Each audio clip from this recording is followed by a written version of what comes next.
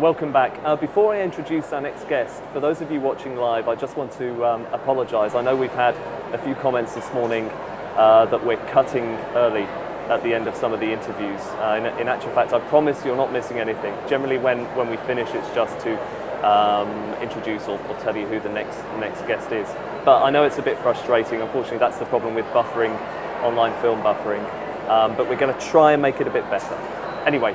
Our latest guest is Penny Orr, who probably doesn't need much of an introduction. Teacher, trainer, writer, working on the Cambridge Handbook series.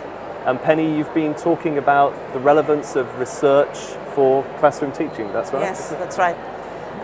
The talk many of my talks grew out of something which I needed to sort it out for myself, because there's such a lot of conflicting opinions going around on what research is for teachers. Some teachers say it's totally useless, never look at it. The researchers generally say, it's really essential. I spoke to a researcher friend of mine recently at university, and she said, we don't write research for teachers, we write it for each other. So you pays your money and you takes your choice. But I needed, for myself as a teacher, to try to work this through. And came to the conclusion that there is really a lot of valuable stuff out there in the research for teachers. I don't think it's absolutely essential, but it is important, it is a good source, and there's some really interesting stuff. So I started looking at what there is, what the problems are for teachers in accessing it, and what can be done to make it more accessible and easier to get at for teachers. Sorry, Nick. And are you doing any of your own research as well? No, I'm not a researcher. I'm a parasite. I parasite off other people's research and think about it and how it applies to teaching or doesn't, and to some extent mediate it for other teachers. And you don't think teachers should be researchers as well as teachers? I think ideally they should be, but realistically speaking, most teachers don't do research. And someone came up to me after my session actually and made the point, very valid point, that because research is not built into the teacher's remit and they don't have time, employers don't really want them to do research, because as far as the employers are concerned, it's a waste of time. They want them to teach the students. And that is another factor built in to the general picture that teachers have very little opportunity or time to do the research, which ideally, yes, they should be doing. Action research, I think, should be part of every teacher's kind of... It should be, but it's not built into their work schedule, and so it's very, very difficult for them to do it.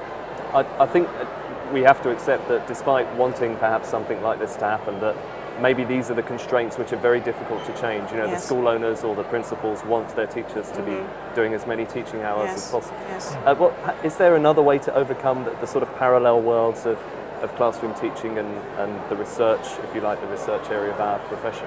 How can what is your conclusion? How do we bring them closer together? I think there are two main ways that this gap can be closed. One is IATEFL. One is particularly the research SIG, but IATEFL in general. The fact that teachers come here and go to sessions which are based on research, which quote research, and it's a very good way of mediating the research and allowing teachers to understand it and to interact with the researchers themselves and find out what's going on. And the second channel is the internet. That's what's changed in the last 10, 15 years. You've got Google Scholar. You click on something you're interested in, you get all the research articles there at your fingertips. Whereas a generation ago, you used to have to be a member of a university library, and it was much, much more difficult. So those two things are making it much easier today for teachers to get at the research. And what research are you reading at the moment that you're finding really interesting? My main interest at the moment, I suppose, is vocabulary teaching. I've just brought out another book. This is not meant to be promotion, but I just brought another book on vocabulary. And I'm still very interested in it, so I sort of grab anything that comes up about vocabulary learning and teaching, and there's an enormous amount of research being done on this at the moment. It's a hot subject, and very, very interesting. So that's any particular things you could recommend people if they're interested in researching vocabulary? What I do is look at the main big names in researching vocabulary, people like Norbert Schmidt, Diane Schmidt, Paul Nation, Batya Laufer, Mondria, Barcroft. There are lots and lots of names like this. I go first for the big names, and then look at the up-to-date articles and scan through the bibliographies to see what's going, and that's how I look for them. Yeah. And sort of, if you like, I'm thinking maybe you're exactly the kind of person who manages to link the fields of research and classroom Yes. practice. Do you have a close association still with the classroom or with teachers? I'm not actually teaching myself. I taught Right. until about 5 years ago, but I'm not actually teaching. Got too old for it, just couldn't manage the classes anymore.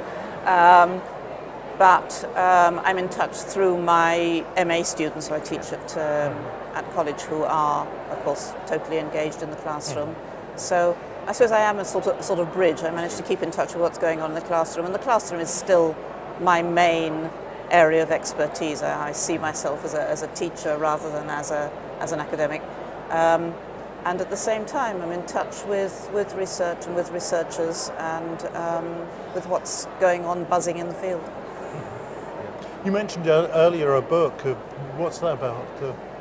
You've been writing another book? 2 books actually. I Two don't know books, which one wow. you're referring Wow. to, but Updating one came out a week ago, so it's really sort of hot off the press. There's something called A Course in English Language Teaching, it's a full course. And the one I mentioned about vocabulary, called Vocabulary Activities, and it's just also classroom activities, but with strong links to underlying theory and research. Great. How do you get inspiration? You say you're going and reading these, staying in touch by reading articles or whatever, following ongoing research. But do you have other sources of inspiration? Do you have, like, I'm thinking chit chat just from conversation from your MA students? Absolutely, Is that what absolutely. inspires you? Chatting, an MA student comes out. I did this last week in the classroom. Oops, that's a good idea, right? And develop that and think about it. Yes, certainly. Or things that I come across on the internet, or things which very often a research or theory article will spark off thinking in at a tangent, totally different direction. I'll discover things from that. So really, all sorts of sources. Out of interest, what course is it you're teaching on? What's the master's course? I'm teaching on a course in language teaching, which is for teachers of English, teachers of Arabic, and teachers of Hebrew in Israel. So they're teaching 3 languages, and they have a lot in common. Yeah. The techniques and procedures that are used for language teaching in any, whether it's a foreign language or a second language or an international language.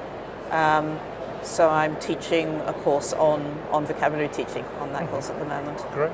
Great. And also a course on academic English. Right. So keeping my hand in teaching on that. Great. It's been great talking to you. Thanks for coming along.